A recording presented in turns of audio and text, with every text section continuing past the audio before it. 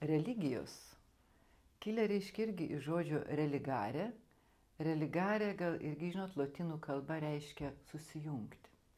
Religijos buvo kuriamos tam, kad vėl kažkaip sujungtų žmogų su Dievu, kaip buvo manoma, su kažkokiu tai jėgos, dvasinių šaltinių. Ir kada žmogui jau pasidaro sunku, abejoja gyvenimu, arba dar kažkaip, tada jis dažniausiai ieško Dievo. Kada jisai laimingas, patenkintas, jam nelabai reikia, o ką su to Dievu daryti. Ne? Gyvenimas gražus, aš linksmas. Radža reiškia karalius suverenas. Tai viena pusė yra radža jogos, kad tą sužinau ir aš noriu tapti pirmiausiai suverenas, pavyzdžiui, šeimininkas savo paties minčių ir jausmų. Labai gerai būti šeimininku savo jausmų ir minčių, ne? Nes irgi vėl todėl žmonės dažniausiai ateina į meditaciją dabar, nes ką jie sako, mes nebe šeimininkai savo jausmų ir minčių. Mes norėtumėm apie tai negalvoti, mes norėtumėm būti linksmi, bet mums nesigauna. Kažkokios mintis sukasi, kažkokie jausmai sukasi ir tiesiog reiškia, jie atima iš tikrųjų, nudrenuoja mūsų pačią subtiliausią, galima sakyti, tą tikrai džiaugsmo ir skaistumo energiją. Ir kita pusė radža jogos, tai kaip ir religare, su kuo ta joga, pirmiausiai su savimi tuo giluminiu, gražiu, stipriu ir išsiaiškinti visgi, kas tas aš gyvasis. O antra pusė yra, jau kai tas gyvasis yra pavargęs ir nusilpęs, čia nesilpnybės požymis, bet daugiau gal net išminties požymis, atsisukti į šaltinį. Ne? Jeigu man reikia oro, tai nereiškia, kad aš turiu kankintis ir neišeiti į orą ir neatsidaryti lango. Jeigu man reikia saulės, ne, aš vis tiek nenoriu saulės. Jis tiesiog kaip mano kūnui reikalinga kažkokia gaiva. Taip, sielai irgi ateina momentai, kada mums tiesiog reikalinga ir mes tiesiog nežinome, kaip tai pasimti ir visi ieškom dažniausiai įvairiais aplinkiniais būdais. Tai dabar, žinot, aš jūsų tiesiog paklausiu, ne, jeigu tokie dalykai, visi čia atinate, kurie kažkaip tikite, kad žmogus turi sielą, ne? Kažkokie tai yra dvasiniai dalykai. Neteitumėt, jeigu visai abejotumėt ir nesidomėtumėt. Ką radža joga labai aiškiai šiandien padaro ir ką dvasinės žinios, aš galiu net kalbėti, reiškia, palikus tą dabar šone visus terminus, kad ne žmogus turi sielą, bet aš esu siela. Žmogus yra toks, kada siela turi kūną. Aš esu tas, kuris kalba, kuris jaučia, kuris mąsto, kuris atsimena, kuris nori ar nenori, džiaugiasi ir liūdi, tai aš tas gyvasis. O mano kūnas yra tik tai tas instrumentas, per ką tai vyksta, ką aš naudoju. Ne? Ir dabar, ką mes šiandien kalbėsimės, tai nėra tokia, žinokite, kažkokia teorija, kurią arba informacija, kurią aš tiesiog pasiklausau ir nelabai ką aišku su ją daryti. Iš tikrųjų, šitos dvasinės žinios visada yra kartu ir tai, ką aš galiu tyliai su savim pasikalbėti ir kas mane veda natūraliai į meditaciją. Meditacija tai irgi taip pat nėra, žinot, kad kažkoks tai tik tai stengimasis būti be minčių, kaip šiandien yra madinga. Žinot, kai per daug minčių galvoja, arba jos jau man nebepatinka, arba jos mane vargina, žmonės sako, žinai, man reikia eiti ir išmokti medituoti. Ir dažnai sako, reikia negalvoti. Nelabai gausis. Net labai gilioj meditacijoj, kai jūsų mintis labai lėtos ir jums gera, jūs iš tikrųjų reflektuojate savo būseną. Jūs sakot, kaip man gera, ramu, tylu, nieko nesinori galvoti. Arba jūs net pagaunat, man dabar nieko nesinori galvoti. Mane mintis paliečia kaip gera, kaip ramu. Tai yra galvojimas irgi. Tik tai yra labai subtilus, lėtas ir jisai jūsų nevargina. Todėl proto nereikia sustabdyti ir minčių nereikia bandyti neturėti minčių. Iš tikrųjų, žinokit, mes net miegodami galvojame. Bet mes galvojame taip tyliai ir ramiai, kad mes net nepastebim. Ir jeigu žiūrėkit, kartais jums gyvenime kokia sudėtinga situacija, jūs atrodo miegate ir taip reiškia, lyg apie ją galvojat ir vėl miegat ir sakot, nu žinai, negalėjau net įsimiegoti ir tiesiog beveik galvojau apie tai ir bandau užmigti, ne? Tada jūs pastebit, kad jau jūsų buvo neramus miegas ir jūs galvojate. Bet jeigu tos mintis ramios ir jums jos gerai nuo jų, tai jūs net nepastebit, kaip jos ramiai plaukia ir būna gilus miegas. Todėl, žinot, proto mes nesustabdysime, tol, kol mes esame kūne, šitas mūsų dvasinis instrumentas, šitas variklis, reiškia, visos mano sąmonės, jis turi pastoviai veiktis kaip koks perpetuum mobile, užtat sakoma, amžinas variklis. Bėda yra ne prote, kai aš ieškau meditacijos ir nusiraminimo.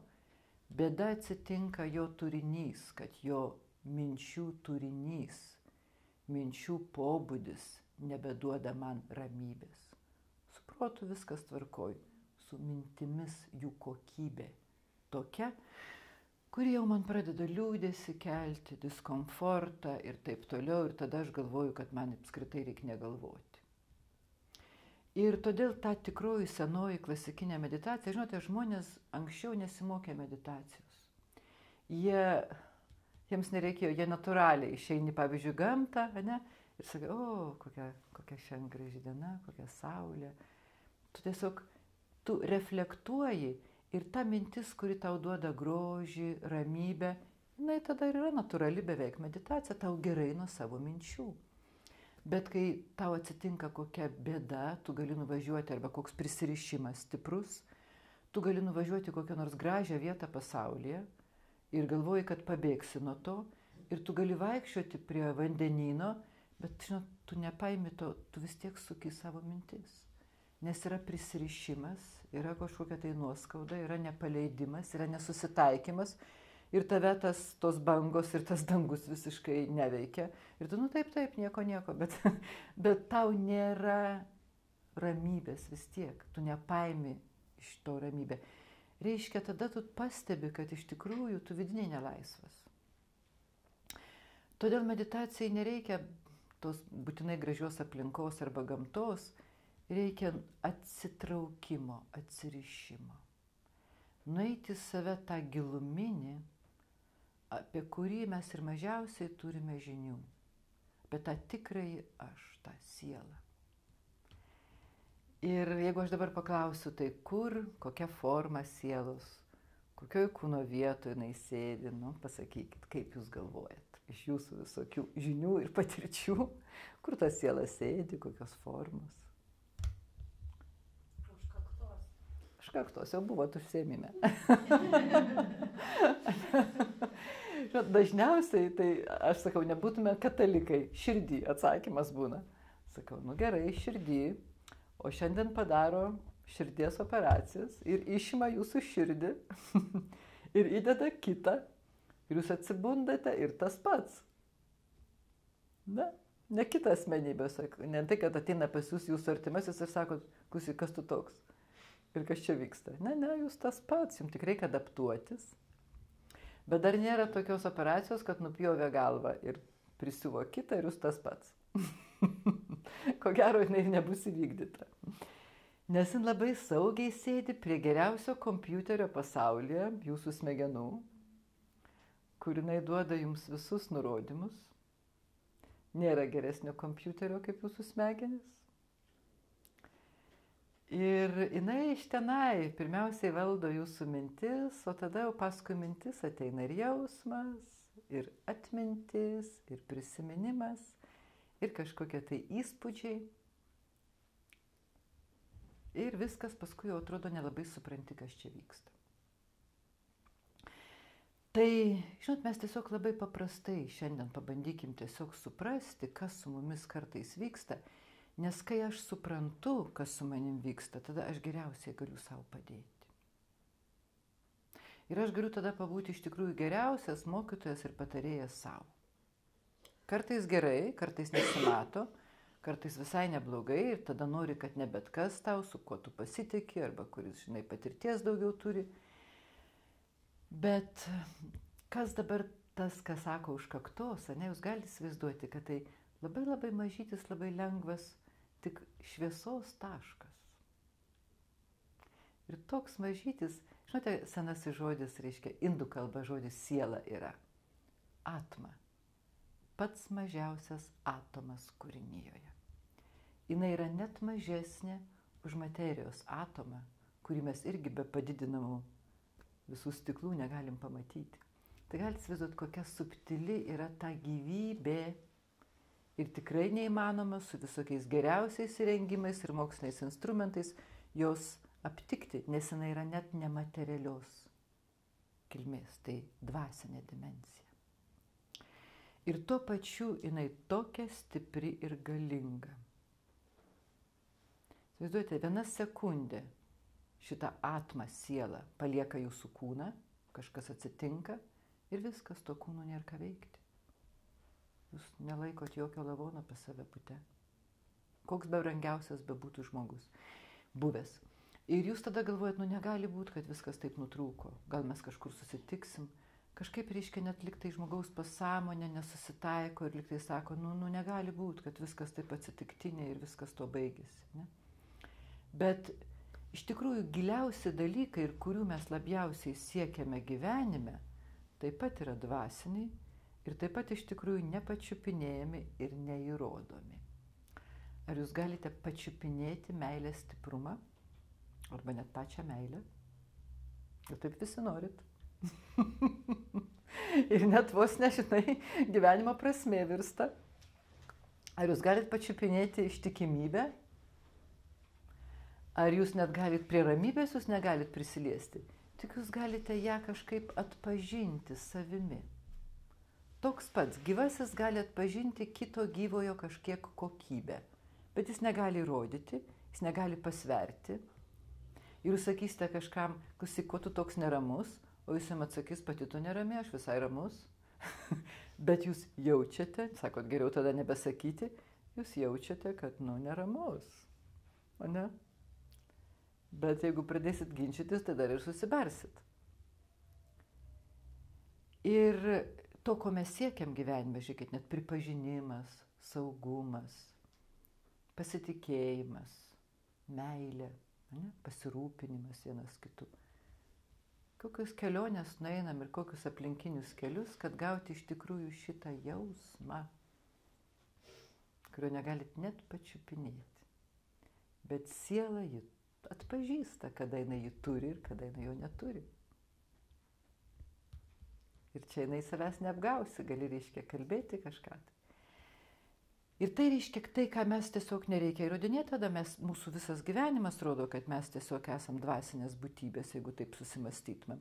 Ir mums labiausiai brangus yra dvasiniai dalykai. Mes žaidžiam su materija viskas tvarkoja, jinai reiškia, yra čia aplinkui, kad tarnautų, jinai padidina mūsų greitį atsiradimo, komfortą visokį, gyvenimo vietos, apsirengimo, maistas reikalingas, kad kūną palaikyti, ne? Ir kai siela palieka kūną, ją nereikia maitinti. Jaučiu, nėra per kur jau. Tai tiesiog kokia yra didelė iliuzija, kaip mes save visiškai gyvai sutapatinom su kūnu. Ir mes labai dabar, ypatingai šiandien pasaulis, šitiek dėmesio daug skiria kūnui, nustumia tiesiog į šoną dvasinius dalykus, tik kad gerai atrodytum, tik kad į tave žiūrėtų, tik kad turėtum, ne? Viskas. Ir aišku, sveikatingumo kultas nemažas. O kaip su savim pasikalbėti ir kad tau gal tiek daug nereikia, kad tu būtum laimingas. Tau tiesiog reikia truputį pažiūrėti, požiūrį pakeisti ir nelyginti tiek su kitu. Nes visas pasiklydimas yra, mes labai daug lyginam. Man gal nereikėjo, bet kitas turi, tai ir man jau reikia. Tau visai nereikia. Ir visi šitie spąstai, galime sakyti, iš tikrųjų mus padaro labiausiai neramiu. Ir kuo mes labiau žiūrime į pasaulį ir stengiamės neatsilikti, tai iš tikrųjų mūsų neramybė auga. Ir dvasinės žinios arba meditacija yra apie tai, kad aš mokėčiau vis greičiau sugrįžti į save, atstatyti save ir atpažinti, ko iš tikrųjų man reikia, ko iš tikrųjų gal nereikia. Suprantate, aš daryčiausi va taip po truputį šeimininku to radžą, savo minčių, savo jausmų, atskirimo kas prie ko. Gerai, juk ne? Neblogos būtų žinios, jeigu aš taip gerai gyvendinčiau jas. Ir išgirsti mes galim dabar, štai dabar susirinkę ne per porą valandų, bet kad jos veiktų ir įgyvendinti, tai reikia šiek tiek druskos suvalgyti. Ir taip greit nesigauna. Bet vėlgi toje kelionėje, žinokit, jeigu aš tikiu ir pasitikiu savimi, žinote, kuo geros yra tikrai dvasinės žinios? Kad jos sako, kad aš kažkada, man iš tikrųjų nieko nereikia išmokti, ko aš nesugebu. Kad aš to ilgiuosi todėl, kad aš kažkada žymiai labiau toks buvau. Ir sakom, net ramybė, kodėl žmonės nori ramybės, dabar aš neramus, bet nori ramybės. Todėl, kad jie prisimena, kad nuo tos būsenos gerai. Žinot, kaip sako, kaime senelis neišvažiavęs niekad nebuvo iš kaimo. Ir jau silpnas prie mirties ir anūkė klausė senelį, nu ką tu norėtum? Aš tau nupirksiu, aš tau atnešiu, nu pasakyk, ką tu dabar norėtum. Jis taip galvojo ir sako, žinai, ko aš norėčiau? Arbatos su braškių uogiene. Nu, prisiminė matyti iš vaikystės, gal tos neužteko, braškių uogienės, gal neduodavo jam, kada jis norėdavo. Ir jeigu jis neišvažiavęs, niekad buvo iš lietuviško kaimo, jis niekad nepasakys, žinai, aš noriu mango. Jis neragavo jo. Arba aš noriu banano kokio. Kai pirmą kartą duodi bananą, kažkam sako, klausyk, ką jūs čia, kas jums skanu, kaip muilas koks reiškia. O paskui po kiek laiko noriu banano. Įprantam. Ir mes su pasauliu susipažįstame per kūną. Iš tikrųjų per jusles. Ir kuo mes ilgiau gyvename pasaulyje, tuo labiau mes, suprantate, net prisirišam prie savo juslių, per tuos malonumus, skonius, vaizdus, kuriuos gauname per jusles. Bet dabar pasižiūrėkite. Mums atrodo, kad mūsų akis mato. Bet matau aš, tas gyvasis. Akis yra tik tai langai, kurie dabar mato, jeigu jie geri, nuvalyti ir atidaryti, tai aš matau. Bet jeigu uždės kažką jums ant langų, jūs nebematot. Ne? Tai yra tik tai ausis girdi. Tai yra kanalas, per kurį ateina garsas, irgi jums informacija iš pasaulio, bet girdi ne ausis. Girdite jūs. Užtenka jums palikti kūną, jūs gali ne tik, kad negirdit ir nematot, jūs gali pjaustyti, jūs nejaučiat. O dabar jūs pradėtų pjaustyti, ne taip malonu. Nes aš gyvasis, kuris visas su tuo kūnu esu susirišęs ir ta mano dvasinė energija iš tikrųjų čia pasklidusi iki pat pirštų galiukų. Ir jinai išeina, ta sėklytė išeina ir viskas. Nieko, jokių jausmų nelieka. Ir žinote, toks suvokimas, kad aš nesu kūnas, yra labai padeda greičiau įeiti į meditaciją, o į meditaciją eiti reikia atsitraukti nuo šito pasaulio pirmiausia, nuo jų įspūdžių ir net nuo to įrašo prie vaizdų, kurių ir patirčių aš prisirišau. Filmas. Įkritau į tą filmą ir oi, kaip man tas herojus patinka. Žiūrėkit, patiko filmas, tai dar būna visą mėnesį galvojate, ne? Herojai. Ir mane galite įsimylėti į herojų. Pastebėkit. Pasižiūrėsite, kad, o ypač jeigu aš dar aktyviau sudalyvavau, ir jeigu kas nors filme, žiūrėkite, įsijaučia, labai verkia, išgyvena kokią nors knygą, tai jis tiesiog su tuo romanu ilgai gali pusmetį gyventi. Nors čia tik romanas, klausyk, kažkas išgalvojo. Nėra net tokio veikėjo. Ir kokį jis gali padaryti įspūdį. Ir mūsų gyvenimo dramoje visi tuo metu tik veikėjai, kaip ir jūs turit vaidmenį dabar atitinkamą. Jūsų kūnas yra moteriškas, jūs turite tam tikrą vardą, tam tikrą istoriją, jūs atitinkamai auklėjo kalba, kultūra, religija. Ir jums atrodo, kad visa tai apie mane, čia aš. Ir todėl, kai vieną iš tų požymių jūsų truputį kas nors pakritikuoja, jūs įžeidė mane. Jeigu įžeidė kažkas krikščionybę, tai dar nereiškia, kad įžeidė mane. Bet jeigu aš esu labai uoli krikščionė, tai aš jaučiu, kad įžeidė mane. Arba jeigu aš esu susitapatinus su savimi, kad aš tik krikščionė, tik Jėzus yra Dievas. Dabar čia sako, kad ne Jėzus. Tiesiog nenoriu kalbėti su to žmogum. Pažiūrėkit, kas vyksta, ne? Bet tam budistui atrodytų juokinga. Arba dar kokiam nors. Ir tada mes pamatom, kaip mes prisirišam. Mes galim prie juslių prisirišti, tai akivaizdžiau, kad mes prisirišam prie savo įpročių. Labai noriu šokolado. Jau, nors man gydytojas sako, kad nesveika ir kažkas jau ten darosi, mane beria nuo šokolado, bet tiesiog,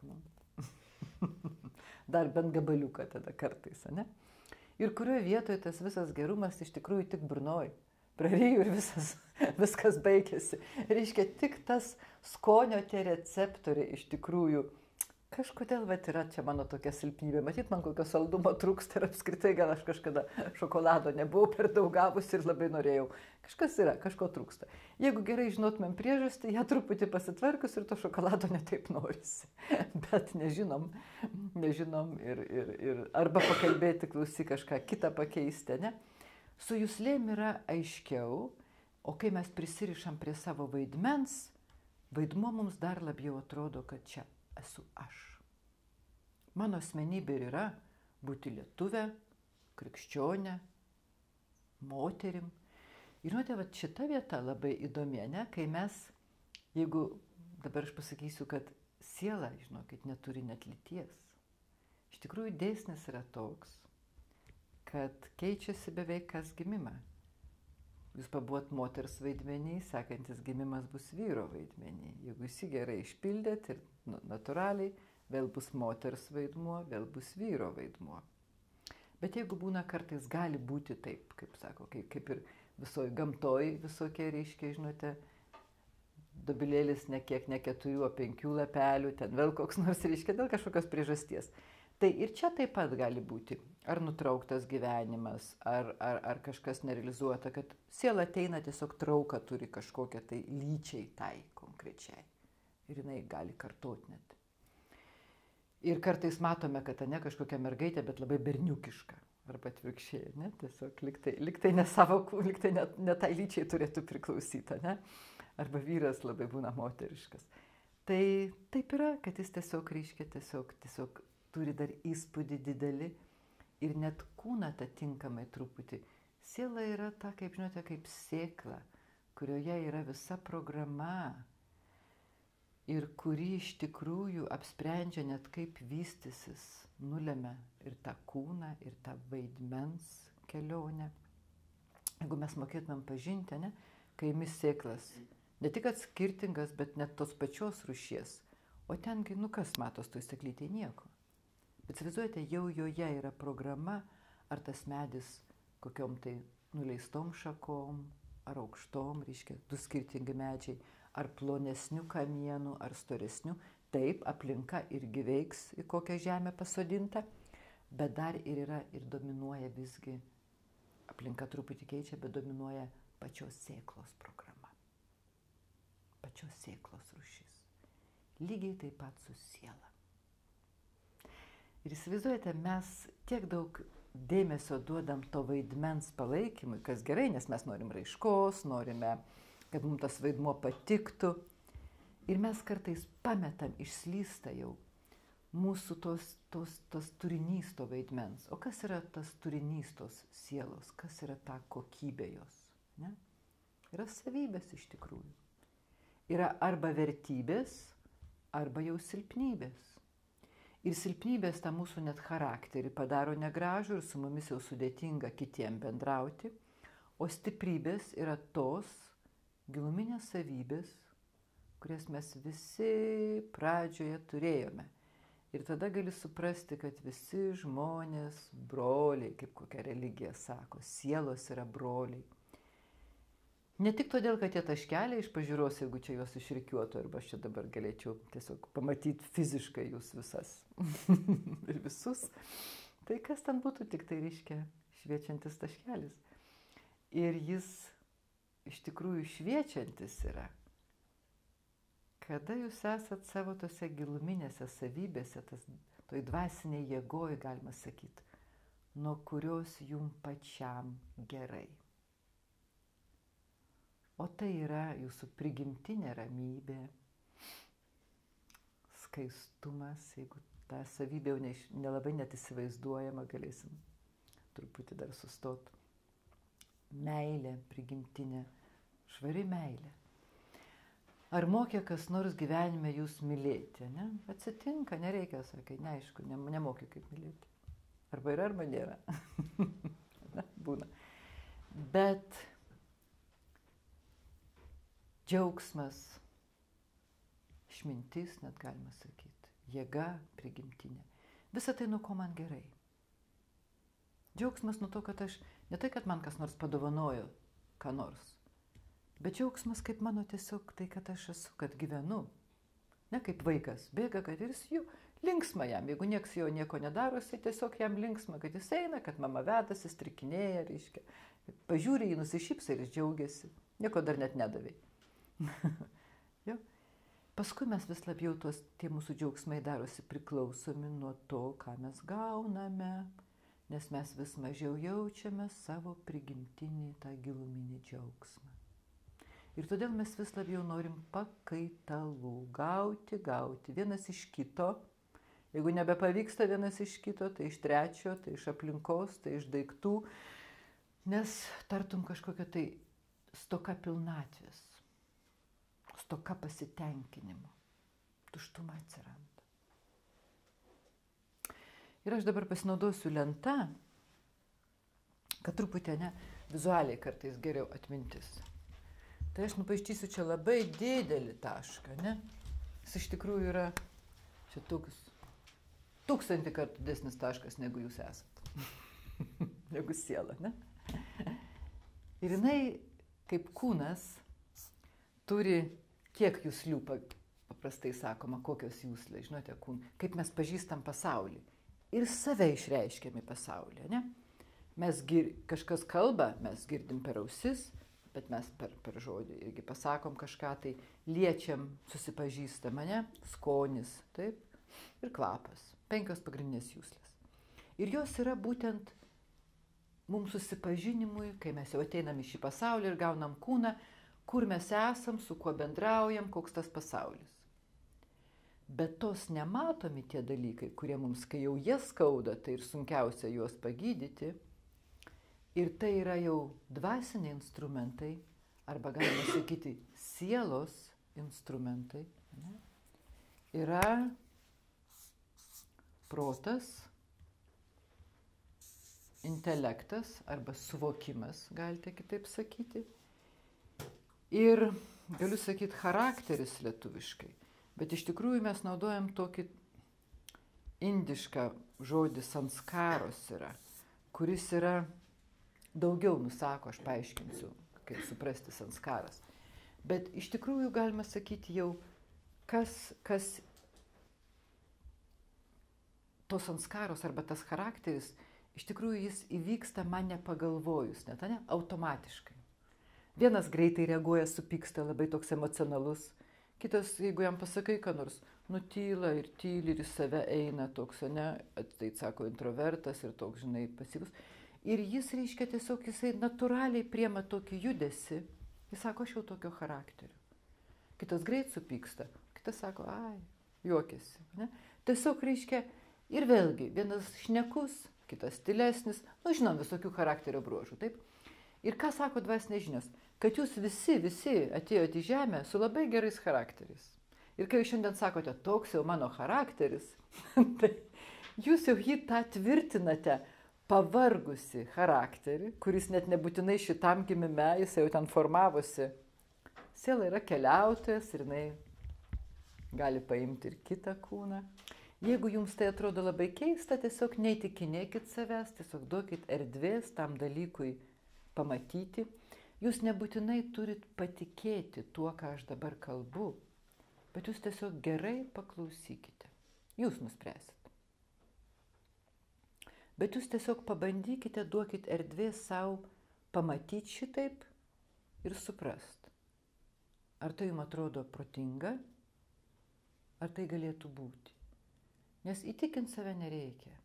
Dvasinės žinios, žinot, kuo skiriasi nuo iš tikrųjų kokių nors tokių žinių, kurias mums, arba net nuo religijos dažnai. Religija sako, tikėk ir net nesisteng suprasti, tai protų nesuprantama. O ką kartais sako mums tikėt, viena arba kita, kokia nors yra, mums atrodo galbūt net kaip tokia, žinote, nesuprantama, kaip dogma mes sakom. Na, nepatikrinsi. Dvasinės žinios sako, pabandyk suprast. Tikėjimas reikalingas, nes nepačiupinėsi. Ir net nepanersi giliau į patirtį, jeigu netikėsi. Tu neisi gilin, tu nebūsi užtikrintas, tu nenorėsi tą patirti, jeigu nebus tikėjimo. Jeigu tu taip apžiūrinėsi iš šono, tu iš tikrųjų, nekeliausi.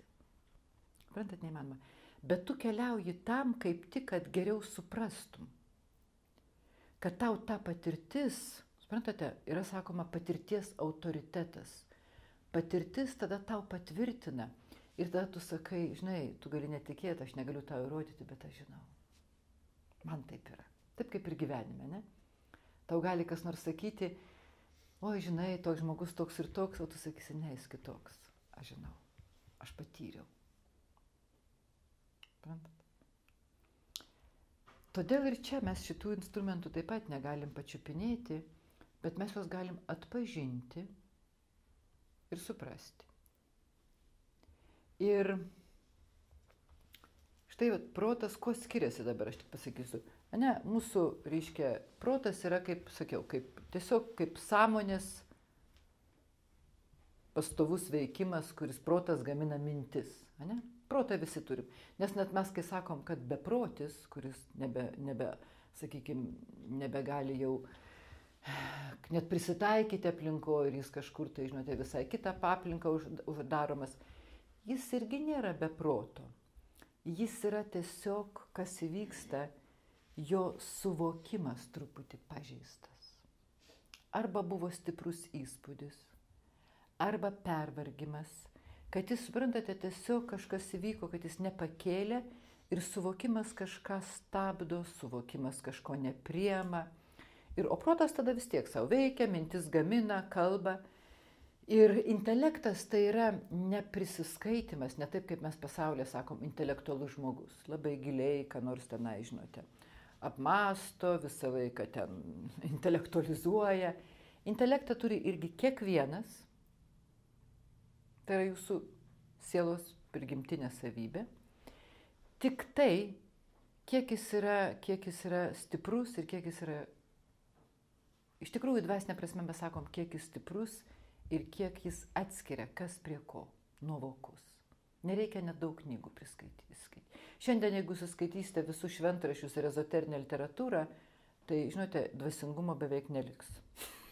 Nes tiek pripainiota ir tiek skirtingai, kad jūs tik tai būsite vaikščiojanti kažkokia tai, reiškia, visokių žinių galva, bet jūsų net atskirimo jėga, jūsų pasitikėjimas, jis nelabai padidės nuo to, net sumaišties daugiau atsiras.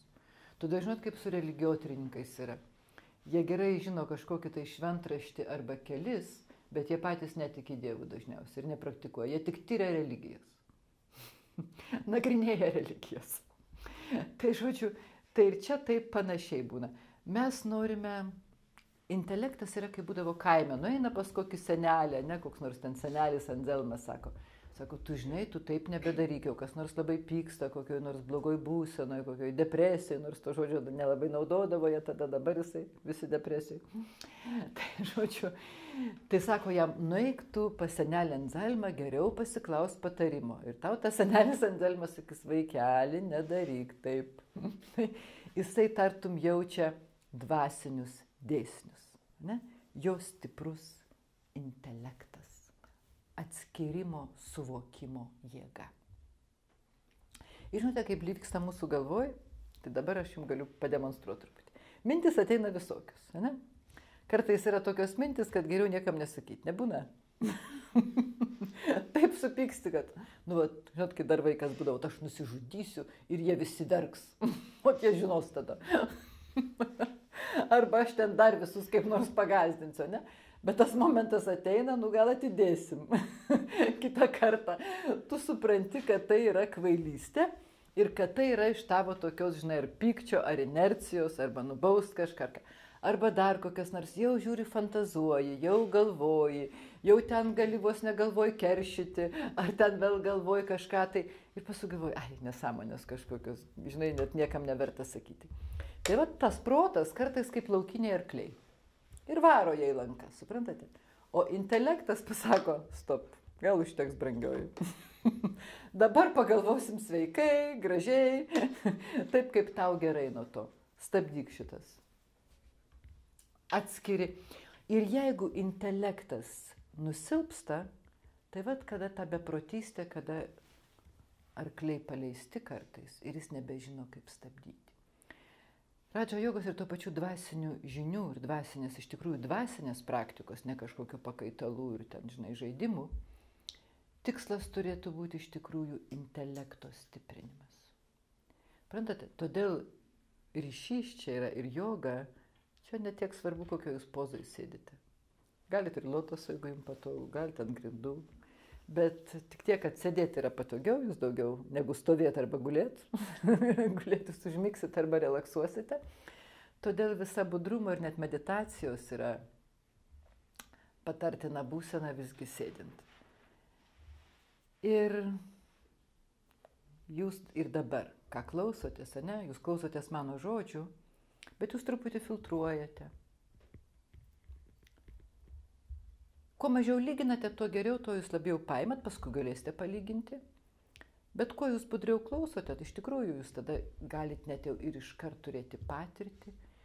Ir dvasinės žinios yra iš tikrųjų, kurios, jeigu aš lėtai kalbėčiau, dabar aš sakyčiau, ne, jūs esate siela. Dabar jūs galite net įsivaizduoti, jūsų vieta, kažkur jūs sėdite savo tam soste, ne, galvoj, už kaktos kažkur, ne. Netiek svarbu lokalizuoti, bet jūs dabar žinote, kad jūs labai lengva, labai subtili būtybė. Ir jūsų tikroji prigimtis giliai jumise yra ramybė. Ir iš tikrųjų pirmiausiai man gerai nuo savo ramybės. Kai aš ją prisimenu, kai aš leidžiu savo prie jos tartum prisiliesti, aš tiesiog net ir kitaip klausau, aš neskubu, aš nepavargstu. Tai yra iš tikrųjų žinios apie jūs, kurios gali būti, matot, reiškia, net kaip jums kaip kalba meditacijai. Čia dvasinės žinios nėra taip, kad jos atskiros, o medituoti mes turim vėl kažkokius tai visiškai kitokius dalykus. Mes turime medituoti tuos pačius dvasinius dalykus apie save, kad juos prikeltumėm, kad juos įgyvendintumėm, kad jais vėl labiau būtume, taptume.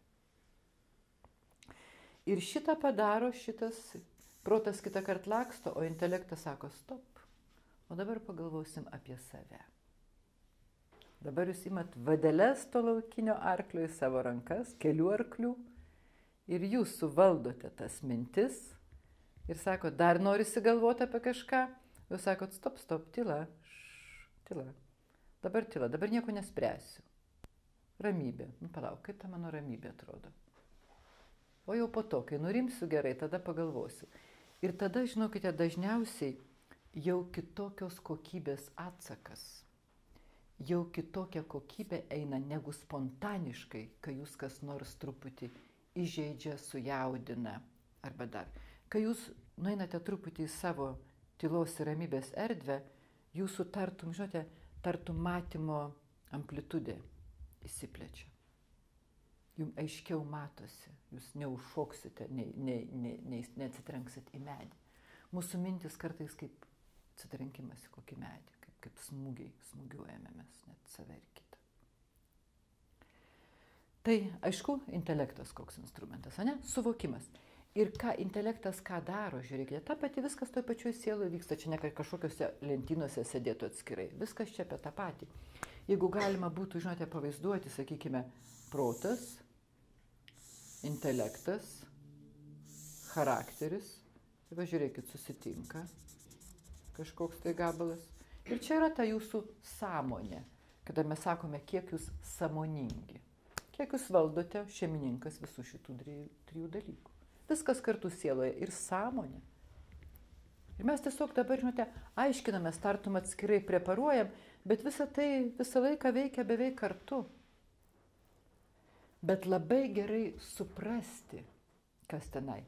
Ir kada aš jau matau, nes intelektas atsakingas už tikrųjų, kai aš pastebiu, kad mano mintis tiesiog tuščios, aš galvoju apie tai, arba jau galvoju, kaip man nepatinka kas nors. Klausyk, kiek aš galiu galvoti, jau man bloga pasidarė. Nes aš galvoju apie jo ydas, tai aš tampu beveik, aš apsikrečiu tom ydom. Jūs galvokite, koks nors bjaurus. Klausyk, koks melagis, kaip jis apgaudinėja visus. Ir jau man tiesiog, melagis apgaudinėja, man tiesiog jau bloga darosi. Nes aš persiimu šitą atmosferą, šitom savybę. Ir aš neturiu savęs apgaudinėti ir sakyti, koks jis tuo metu, koks puikus, koks teisingas, ne? Nereikia. Atsitraukit. Ir tiesiog dvasinė, teisinga nuostata, jūsų švarumas, jūsų skaistumas, žinokit, pasiųskit net gerus linkėjimus. Drama, kaip mes sakom, arba dėsniai, arba karma greičiau atsuks neteisingą kažkieno veikimą, negu jūsų tas nemėgimas ir taip toliau. Jūsų nemėgimas jūs gaunas kaip sukibimas. Jūs maitinate jo dar tas savybės, jūs jam energijos paduodat. Todėl dvasiniai dalykai labai stiprus yra ir labai subtilus. Ir juos suprasti labai neblogai. Gal norit ką nors paklausti, ne ten kažkas. Jeigu, žinokite, iškyla jums kažkoks tai klausimas, jūs galite tikrai pasakyti ir tiesiog iš karto, nes ir viskas gerai čia. Mes vis tiek aiškinamės. Na ir trečias charakteris, ne, arba tos sanskaros. Pasakysiu, koks tai yra įrašas, ne? Kodėl sanskaro žodis tinka? Charakteris yra tuo metu, ką jūs matot, raiška. Ir žiūrėkite, kaip jisai yra. Jeigu aš vieną kartą, antrą kartą į tą pačią kažkokį tai veiksnį, mano reakcija gaunasi supykti, tai aš padarysiu kelis kartus ir žinokit, jau gaunasi kaip sanskara. Tik tai tą pamatau ir jau supykstu.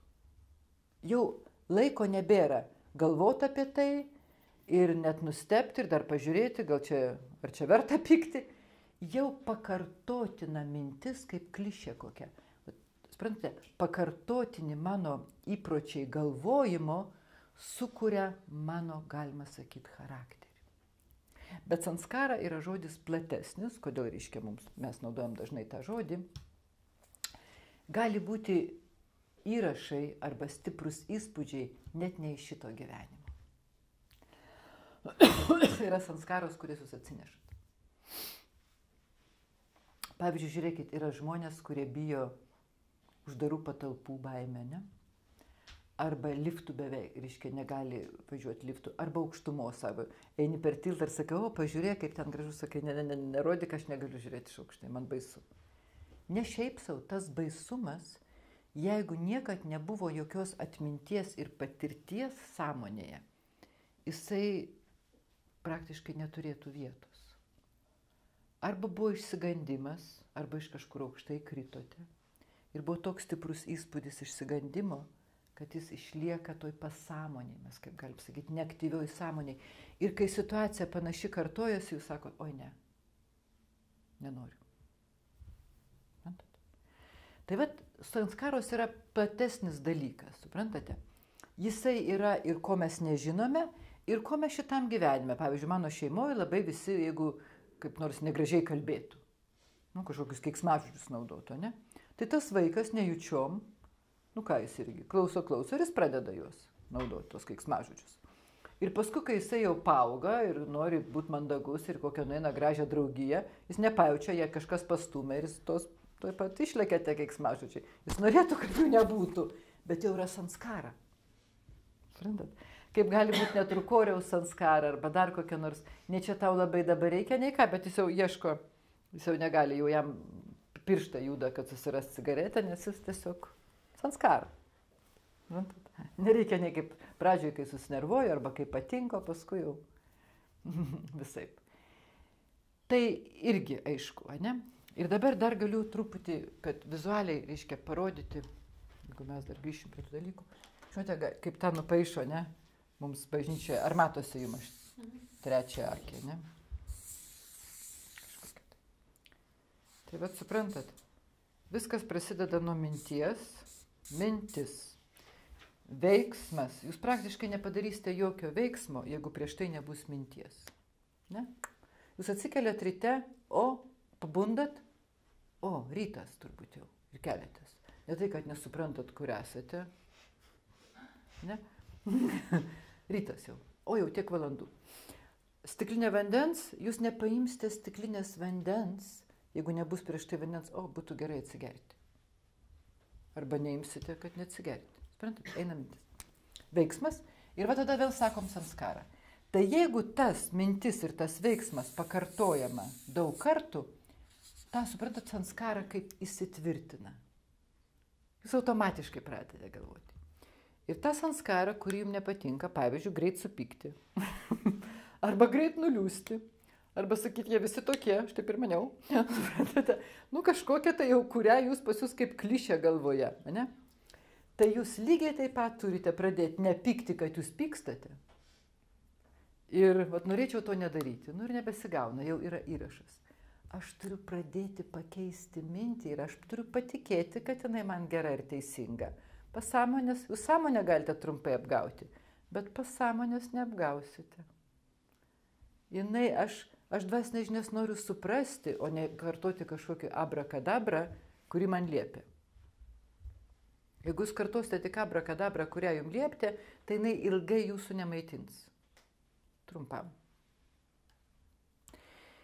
Ir jūs sakote, žinot, taip galvot, o aš noriu galvot taip, man patinka dabar taip galvot, kad man gerai, kad aš graži, kai aš taip darau. Aš dabar tiesiog, aš nepyksiu, bet aš pažiūrėsiu dar iš šonų, aš nusišypsosiu, aš pažiūrėsiu, o kaip įdomiai vyksta, palauk, aš paskui nuspręsiu. Ir aš šitą kartoju savo kelis kartus, gal daugiau kartų turiu padaryti, negu įprotis atsirado. Ir viskas, ir pramušia. Ir atsiranda nauja sanskara. Prantat, jūs aną išstumėt. Lygiai visa paslaptis, kaip žmonės sako, dvasinio tobulėjimo, ne? Na, kokios tos savybės, aš dabar užrašysiu gal tik tai, kad ne per daug būtų, ne, mūsų pagrindinės. Kada mes gražus, kada mes sakome, kad tai dvasingumas, ne? Kada yra ramybė. Gera, ne tokia, kaip sakom, ramybė, tegu tave amžinatilsį jau tau ramybė. Ramybė, kuri gyvenime ramybė, kad jums galva neskauda, kad jūs tuščiai negalvojate, kad jums gera nuo savo ramybės, ne? Kad jūs ją jaučiat kaip gerą savybę. Skaistumas, žinote, kas yra? Tai yra laisvė nuo troškimų visokių, baimių, galima sakyti. Jums nereikia dvigubo žaidimo žaisti. Jūsų mintis, žodis ir darbas sudermėje. Jūs nebijote. Nereikia jums, kad jūsų minčių nežinotų, kad jūsų darbų nežinotų kas nors. Mantate?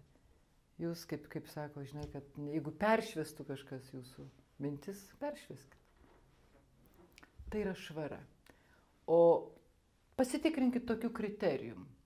Kitos mintis, kurios gali net atrodyti jums labai geros ar stiprios, bet jeigu jos neduoda laisvės jums ir kitam, tai nėra skaistumas, kuris jūs kelia, kuris jūs daro laisvą.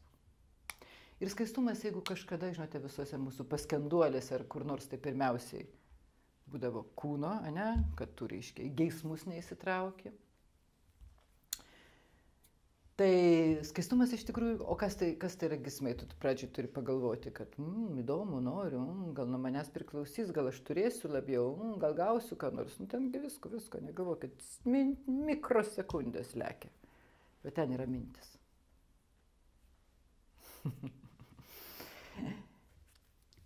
Gerai, meilė. Savybė, kurią mes iš tikrųjų visi norime ir kuri irgi yra mūsų giluminė savybė. Bet kelionėje prisirišimas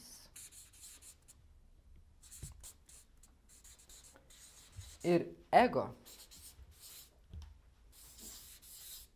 kuriuos reikia nuvesti į kitą kategoriją, ne šitoj linijoj, sutepa iš tikrųjų mūsų meilę. Ir mūsų meilė nebelieka tikros meilės. Nei tokia visa trukčianti nuo prisirišimo ir nuo ego. Ir tada tos žinomos mūsų jau priklausomybių dalykai atsiranda. Geismas, pyktis, godumas. Ir va čia prisirišimas. Ir prapuola tada tos eilutės, aš čia taip jau rašau šį kartą, reiškia, mano išmintis, galima sakyti, net mane palieka. Aš galiu labai protingas manipuliuoti situacijas, gaudyti, bet juose netiek daug minties. Jėga, galėčiau rašyti džiaugsmas, laimingumas, dar pratęsti šitą eilutę. Ir va, reiškia, tos mano prigimtinės, va šitos savybės. O ne? Jos kelionėje per tuos plyšius, per mano nusilpimą, įeina ta mano vadinama tamsioji pusė. Ir jinai, žinokite, tą švarumą mano prigimties. Ir jinai iš tikrųjų daro mane, niekas kitas, ne kitas žmogus mane padaro nelaimingu, mums atrodo situacija padaro nelaimingu, taip, akivaizdžiai, jinai gali būti nepalanki. Bet iš tikrųjų mane priklausomų ir nelaimingų padaro tai, kas žaliai nepabraukta. Tas, kas įlenda per plyšius, ta tamsioji pusė, kuri mane padaro nelaisvu. Meilę mes sutepame prisirišimu, geismu, po to pavydu, neapykantą. Pažiūrėkit, sako, tak liubil, što ubil. Nes kažką sužinojo. Ne? Kaip to juokiamės iš tų dainų, bet įsivaizduojat, ir jisai dar aiškins tas kažkur teisme, kad jis labai mylėjo. Jau absurdas visiems atrodo. Kiek reiškia mes agresijos, ego galim įnešti į savo santykius, o visą tai vadinti dar kažkaip kitaip. Nes mes nebesuprantame, kaip jie susitepa. Mes nebejaučiame to grynuolio savęs, to giluminio. Ir kuo mes kaip pasakyti, jį labiau jau išdaliname ir išeikvojame, tuo mums labiau reikia iš išorės pakaitalų.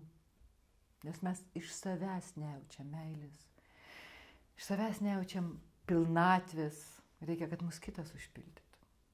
O čia jau kokie polinkiai, kokia karma ir taip toliau, ir kas ten kaip, kada, kokia situacija.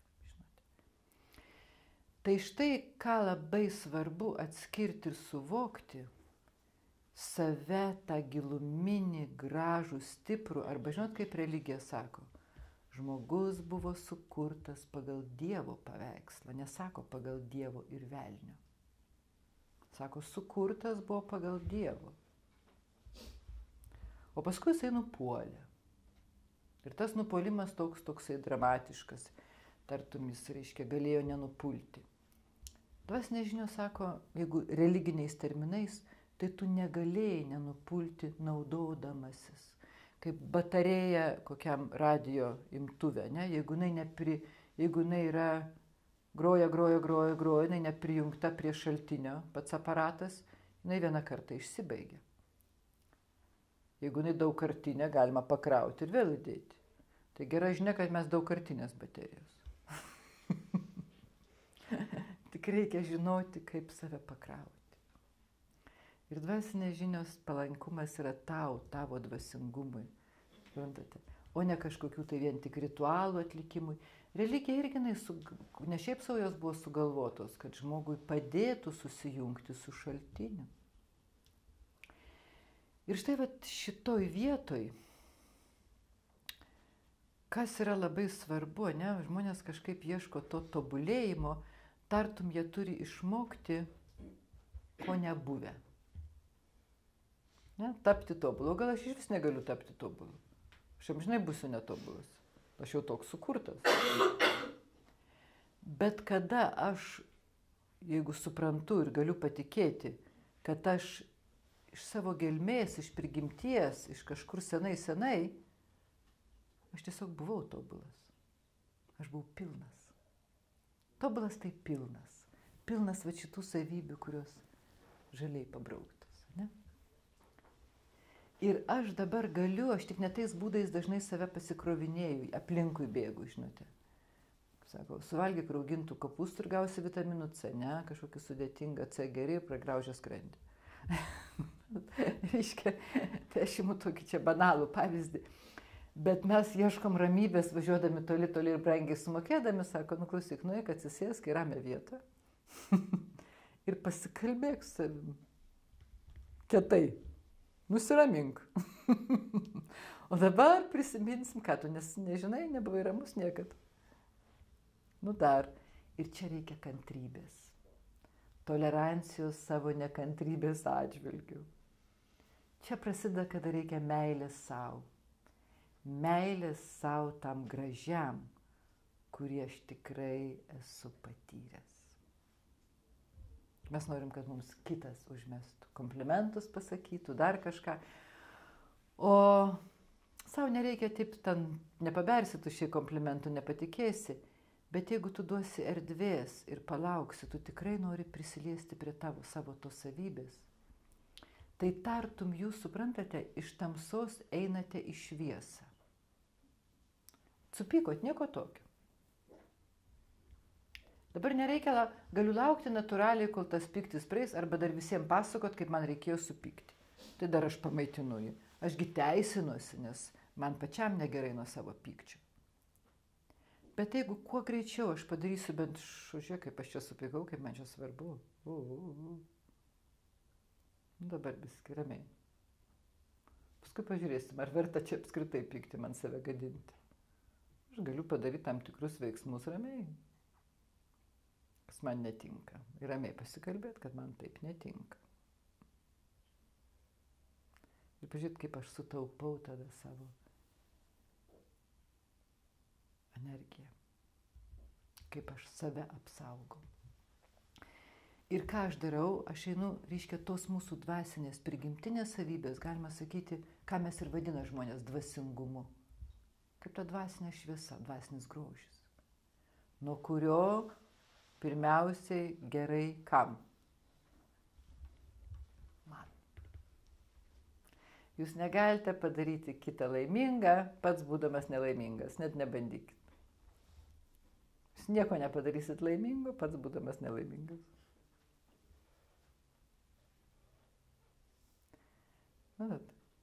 Nu, tai kaip? Jūs galite sakyti, aš tave labai myliu iš tokios nevilties, ir kaip, bet tos meilės niekam matai jau nebereikia, nes jinai iš nevilties. Jinai nelabai skani. Kitas nelabai ima. Arba iš prisirišimo, na irgi nelabai gražiai, žinokit. Negaliu be tavęs. Na kas, jeigu negali? Blogai, jeigu negali. Praradai save. Na? Pagalvokit tiesiog, kas gražu. Ir taip atsitinka su mumis. Bet mes nesuprantam, kad, čia aš save, o kaip gerai mane čia užsuko man galvą, kaip įdomu. Jūs pažiūrėkite momentą, nebe jūsų dalyvavimo. Mums atrodo, kad kitas padaro. Ne, mes leidom kitam tai padaryti. Mes buvom jau truputį alkani ir mes kartais leidžiam pakaitalui mus užvaldyti. Tai nėra grynuolis, kuris man duoda grožį ir jėgų.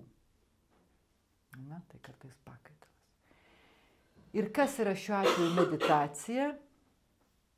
ne kovojimas su savo pykčiu, su savo nerimu, bet dėmesys ir susitelkimas į savo grožį. Viskas. Žinot, kaip sako, koks yra dėsnis. Šviesa savaime išstumia tamsą. Reikia draugauti su šviesa, meditacija, viskas. Net jeigu suprantate kažkoks tai skaudus santykis, ne su prisirišimu, jūs nenorėkite kažkaip atsirišti kartais dirbtinai, bet jūs norėkite suprasti, kas yra švari meilė, kuri daro jūs ir kitą laimingu, laisvu.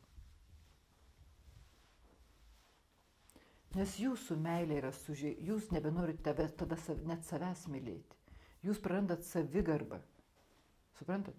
Man reikia pirmiausia atstatyti savo savigarbą, kad aš save mylėčiau, tada aš galiu teisingą santykį laikyti. Tada aš esu mažiau pažeidus. Tada į mane neįkiš, manęs nedarys pavaldžia.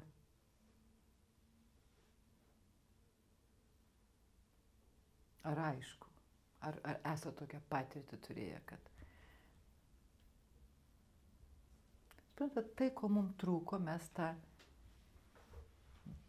tai, ko mes savyje nejaučiame, mes tiesiog sąmoningai nusprendėme, kad jis priklauso, kad aš jo neturiu ir kad man tik kitas jį gali duoti. Taip, buvo jau manyje trūkumas, tikrai ne pilnatvė jau. Ir aš pakaitalais bandau save užpildyti. Bet jeigu aš kuo labiau meditacijai einu į savo pilnatvę, tai tuo man sunkiau įkišti pakaitalus. Ar aišku?